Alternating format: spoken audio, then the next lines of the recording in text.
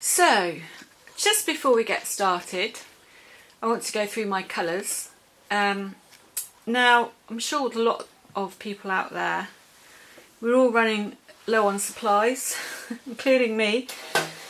And I'm down to my last few canvases, and I'm down to my last, well, I've got lots of colours left, but I like to leave a good supply for workshops. So these are my, what I call my 3-2-1 colours. So my pouring medium is 3 times gap, 2 times Floetrol and 1 part paint.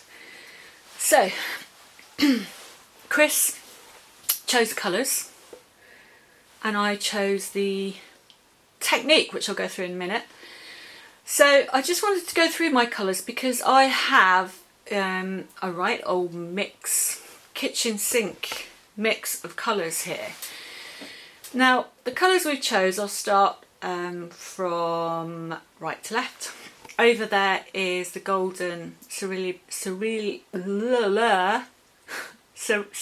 blue, deep blue in the bottle, but I didn't have quite enough left, so I've mixed up some of this blue, Dale and Roney System 3, because I got a load of these very, very cheap from the art shop in Winchester next to the university, the art school there, because my daughter goes there, and they were selling these off. I can't remember how much I paid for them. Anyway, so oops, that's a mixture of those two blues. Then we have the Studio Acrylics PBO number 56, that is Prussian blue.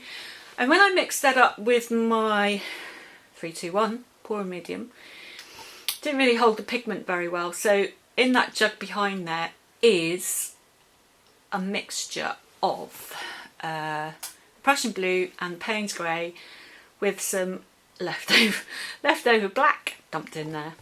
So I've got a really deep blue there. Then I have two yellows, which I've had lying around for a while. They're both golden fluids. I just call it the Benzie yellow. Can't pronounce that big long word there. And the Hansett yellow light. And incidentally, in here, I have just mixed up a little bit of the yellow and a bit of the cerulean blue, just to see what kind of green I get. Because I do expect to get green, because these are obviously complementary colours. Orange, I'm scraping the bottom of the barrel, as you can see. These little tubes of paint from Hobbycraft, I've been pleasantly surprised with. I cut them in half and scraped out the dregs. Really nice, creamy, heavy-bodied paint that I haven't had any problems with at all. But I have mixed this with some of the PBO fluorescent orange, probably less than 50%, and I have my golden white. So those are the colours that we have chosen. I'm not sure if we'll be using them in the same order, so I just wanted to go through and say it's okay to mix your own colours.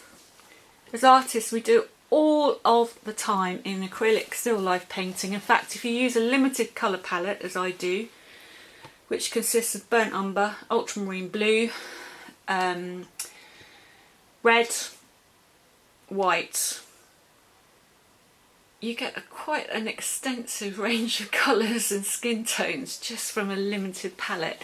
So why shouldn't the same apply for acrylic paint pouring? Let's get going. Okay, my canvas today is 3D stretch canvas, Dale and Roney 16 by 20. A good canvas. Oh, paper towels. These are my cheap Amazon paper towels. Let me just put the camera out so I can see what I'm doing here. Hold on a moment. There we go. That's better. Paper towels. I've cut these in half more or less. I prefer these to kitchen roll. They're thinner, like fold, like creases. Said that many times before. I have an encapsulated cut up notice here that I use. It's quite good because you can bend it, fold it, and just have a light touch for swiping different sizes. On standby. Let's put those behind me. What else do I have? So the challenge is, with Chris, to have, I said 50% negative space, but I think that might be a very tall order on this size canvas with this technique, but we'll give it a go. I did this test last night, just a little test, and used the dark blue as a background, but I'm going to mix it up. It's good to do a test, actually, especially when you do a collaboration, because it's a scary thing to do. So I am going to mix it up, and I am going to use the my mix of cerulean blue for the top half, and I'm going to use my mix, deep blue mix, for my bottom half, and see what happens. Put that to one side. I have my blown up glove because I've run out of balloons. That was quite a challenge, I have to say. Heather Maiden, you're going to have to show us how you blow your balloons up. So there we go. I think she uses a pump or an airbrush. That's my theory. We'll see.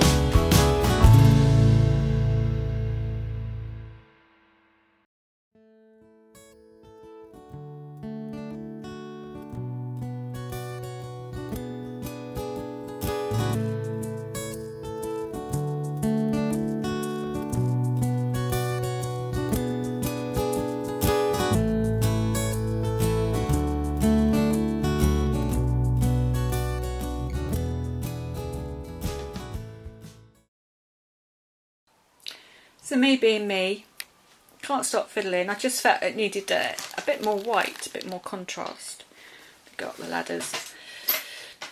And yeah, a bit more happy. It's got a focal point now in the middle there. A couple of big splodges. I really like how the blue, can you just see there, the dark blue, just gives the flowers a shadow and makes them stand out a bit more. I wish I hadn't used the paler blue at the top. I wish I stuck to the dark blue, but there you go. That will be my next one, I guess. So it's about, I don't know, half an hour later. Tried to get some more cells to pop up, but no more. Perhaps if I swiped again it might do, but I'm not going to do that. So there you go. Very graphic, which I like as a graphic designer. I like that negative space. I like bold colours. There you go.